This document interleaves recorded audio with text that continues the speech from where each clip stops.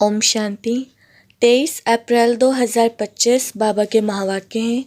बाबा कहते मीठे बच्चे, अब नाटक पूरा होता है, वापस घर जाना है। कलयुग अंत के बाद फिर सतयुग रिपीट होगा, यह राज सभी को समझाओ। प्रश्न, आत्मा पार्ट बजाते बजाते थक गई है, थकावट का मुख्य कारण क्या है? उत्तर, बहुत भक्ति की, अनेक मंदिर बनाए, पैसा खर्च किया, धक्के खाते खाते सतो प्रधान आत्मा तमो प्रधान बन गई। तमो प्रधान होने के कारण ही दुखी हुई। जब किसी बात से कोई तंग होता है तब थकावट होती है। अभी बाप आए हैं सब थकावट मिटाने। ओम शांति। रूहानी बाप बैठ बच्चों को समझाते हैं। उनका नाम क्या है? शिव। यहाँ जो बैठे हैं तो बच्चों को अच्छी रीति याद रहना चाहिए। इस ड्रामा में जो सबका पार्ट है वह अब पूरा होता है। नाटक जब पूरा होने पर होता है तो सभी एक्टर्स समझते हैं कि हमारा पार्ट अब पूरा होता है, अब जाना है घर। तुम बच्चों को भी बाप ने अभी समझ दी है, यह समझ और कोई में नहीं है। अभी तुम्हें बाप ने समझदार बनाया है। बच्चे, अब नाटक पूरा होता है, अब नए सिर चक्र शुरू होना है। नई दुनिया में सतयुग था, अभी पुरानी दुनिया में यह कलयुग का अंत है। यह बातें तुम ही जानते हो जिनको बाप मिला है। नए जो आते हैं तो उनको भी यह समझाना है। अब नाटक पूरा होता है, कलयुग अंत के बाद फिर सतयुग रिपीट होना है। इतने सब जो हैं उनको वापस जाना है अपने घर। अब नाटक पूरा होता है, इससे मनुष्य समझ लेते हैं कि प्रलय होती है। अभी तुम जानते हो पुरानी दुनिया का विनाश कैसे होता है। भारत तो अविनाशी खंड है, बाप भी यहाँ ही आते हैं, बाकी और सब खंड खलास हो जाएंगे। यह ख्यालात और कोई की बुद्धि में आ नहीं सकते। बाप तुम बच्चों को समझाते हैं अब नाटक पूरा होता है फिर रिपीट करना है। आगे नाटक का नाम भी तुम्हारी बुद्धि में नहीं था, कहने मात्र कहते थे यह सृष्टि नाटक है जिसमें हम एक्टर्स हैं। आगे जब हम कहते थे तो शरीर को समझते थे। अब बाप कहते हैं अपने को आत्मा समझो और बाप को याद करो। अब हमको वापस घर जाना है, वह है स्वीट होम। उस निराकारी दुनिया में हम आत्माएं रहती हैं। यह ज्ञान कोई भी मनुष्य मात्र में नहीं है। अभी तुम संगम पर हो, जानते हो अभी वापस हमको जाना है। पुरानी दुनिया खत्म हो तो भक्ति भी खत्म हो। पहले पहले कौन आते हैं, कैसे यह धर्म नंबरवार आते हैं, यह बातें कोई शास्त्रों में नहीं है। यह बाप नई बातें समझाते हैं, यह और कोई समझा न सके। बाप भी एक ही बार आकर समझाते हैं। ज्ञान सागर बाप आते ही एक बार है, जबकि नई दुनिया की स्थापना पुरानी दुनिया का विनाश करना है। बाप की याद के साथ यह चक्र भी बुद्धि में रहना चाहिए। अब नाटक पूरा होता है, हम जाते हैं घर। पार्ट बजाते बजाते हम थक गए हैं, पैसा भी खर्च किया, भक्ति करते करते हम सतो प्रधान से तमो प्रधान बन गए हैं। दुनिया ही पुरानी हो गई है, नाटक पुराना कहेंगे? नहीं, नाटक तो कभी पुराना नहीं होता, नाटक तो नित्य नया है। यह चलता ही रहता है, बाकी दुनिया पुरानी होती है। हम एक्टर्स तमो प्रधान दुखी हो जाते हैं तो थक जाते हैं। उनमें भी फर्क तो बहुत है ना। साहूकार लोग कहाँ रहते हैं, गरीब कहाँ रहते हैं, कर्मों का हिसाब है ना। सत्युग में ऐसी गंदगी हो नहीं सकती, वहाँ भी फर्क तो होता रहता है ना। कोई सोने के महल बनाएंगे, कोई चांदी के, कोई ईंटों के। यहाँ तो कितने खंड हैं, एक यूरोप खंड ही कितना बड़ा है, वहाँ तो सिर्फ हम ही होंगे। यह भी बुद्धि में रहे तो हर्षित अवस्था हो। स्टूडेंट की बुद्धि में स्टडी ही याद रहती है, बाप और वर्षा। यह तो समझाया है, बाकी थोड़ा समय है। वह तो कह देते लाखों हजारों वर्ष, यहाँ तो बात ही 5000 वर्ष की है। तुम बच्चे समझ सकते हो अभी हमारे राजधानी स्थापन हो रही है, बाकी सारी दुनिया खत्म होनी है। यह पढ़ाई है ना, बुद्धि में यह याद रहे हम स्टूडेंट हैं, हमको भगवान पढ़ाते हैं तो भी कितनी खुशी रहे। यह क्यों भूल जाता है? माया बड़ी प्रबल है, वह भुला देती है। स्कूल में सब स्टूडेंट्स पढ़ रहे हैं, सभी जानते हैं कि हमको भगवान पढ़ाते हैं। वहाँ तो अनेक प्रकार की विद्या पढ़ाई जाती है, अनेक टीचर्स होते हैं, यहाँ तो एक ही टीचर है। यहाँ तो एक ही टीचर है, एक ही स्टडी है, बाकी नायब टीचर्स तो ज़रूर चाहिए। स्कूल है एक, बाकी सब ब्रांचेज हैं। पढ़ाने वाला एक बाप है, बाप आकर सभी को सुख देते हैं। तुम जानते हो, आधा कल्प हम सुखी रहेंगे तो यह भी खुशी रहनी चाहिए। शिव बाबा हमको पढ़ाते हैं, शिव बाबा रचना रचते ही हैं स्वर्ग की। हम स्वर्ग का मालिक बनने लिए पढ़ते हैं, कितनी खुशी अंदर में रहनी चाहिए। वह स्टूडेंट भी खाते पीते सब कुछ घर का काम आदि करते हैं। हाँ, कोई हॉस्टल में रहते हैं कि जास्ती पढ़ाई में ध्यान रहेगा। सर्विस करने के लिए बच्चियां बाहर में रहती हैं, कैसे कैसे मनुष्य आते हैं। यह तो तुम कितने सेफ बैठे हो, कोई अंदर घुस ना सके, यहाँ कोई का संग नहीं, पतित से बात करने की दरकार नहीं, तुमको कोई का मुंह देखने की भी दरकार नहीं है। फिर भी बाहर रहने वाले तीखे चले जाते हैं। कैसा वंडर है, बाहर रहने वाले कितनों को पढ़ाकर आप समान बनाकर और ले आते हैं। बाबा समाचार पूछते हैं, कोई पेशेंट को ले आए हो? कोई बहुत ख़राब पेशेंट है तो उनको 7 रोज़ भट्टी में रखा जाता है। यहाँ कोई भी शूद्र को नहीं ले आना है। यह मधुबन है, जैसे कि तुम ब्राह्मणों का एक गांव। यहाँ बाप तुम बच्चों को बैठ समझाते हैं, विश्व का मालिक बनाते हैं। कोई शूद्र को ले आएंगे तो वह वाइब्रेशन खराब करेगा। तुम बच्चों की चलन भी बहुत रॉयल चाहिए।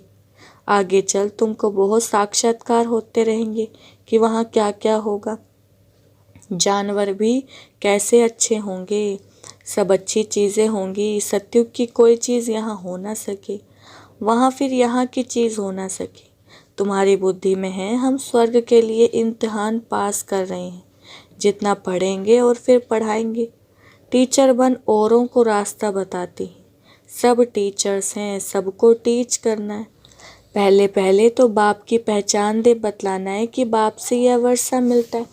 गीता बाप ने सुनाई है, यह प्रजापिता ब्रह्मा है तो जरूर ब्राह्मण भी यहाँ चाहिए। ब्रह्मा भी शिव बाबा से पढ़ते रहते हैं। तुम अभी पढ़ते हो विष्णुपुरी में जाने के लिए। यह है तुम्हारा अलौकिक घर, लौकिक पारलौकिक और फिर अलौकिक। नई बात है ना, भक्ति मार्ग में कभी ब्रह्मा को याद नहीं करते। ब्रह्मा बाबा किसको कहना ही नहीं आता, शिव बाबा को याद करते हैं कि दुख से छुड़ाओ। वह पारलौकिक बाप है, यह फिर अलौकिक है। इनको तुम सूक्ष्म वतन में भी देखते हो, फिर यहाँ भी देखते हो। लौकिक बाप तो यहाँ देखने में आता है, पारलौकिक बाप तो परलोक में ही देख सकते। यह फिर है लौकिक वंडरफुल बाप। इस अलौकिक बाप को समझने में ही मूंझते हैं। शिव बाबा के लिए तो कहेंगे निराकार है, तुम कहेंगे वह बिंदी है। वह करके अखंड ज्योति व ब्रह्म कह देते हैं। अनेक मत हैं, तुम्हारी तो एक ही मत है। एक द्वारा बाप की मत देना शुरू की, फिर वृद्धि कितनी होती है। तो तुम बच्चों की बुद्धि में रहना चाहिए। शिव बाबा हमको पढ़ा रहे हैं, पतित से पावन बना रहे हैं। रावण राज्य में जरूर पतित तमो प्रधान बनना ही है। नाम ही है पतित दुनिया, सब दुखी भी हैं। तब तो बाप को याद करते हैं कि बाबा हमारे दुख दूर कर हमको सुख दो। सब बच्चों का बाप एक ही है, वह तो सबको सुख देंगे ना। नई दुनिया में तो सुख ही सुख है, बाकी सब शांति धाम में रहते हैं। यह बुद्धि में रहना चाहिए। अभी हम जाएंगे शांति धाम। जितना नज़दीक आते जाएंगे तो आज की दुनिया क्या है, कल की दुनिया क्या होगी, सब देखते रहेंगे। स्वर्ग की बादशाही नज़दीक देखते रहेंगे। तो बच्चों को मुख्य बात समझाते हैं, बुद्धि में यह याद रहे कि हम स्कूल में बैठे हैं। शिव बाबा इस रथ पर सवार हो आए हैं हमको पढ़ाने। यह भागीरथ है, बाबा आएंगे फिर जरूर एक बार। भागीरथ का नाम क्या है यह भी किसको पता नहीं।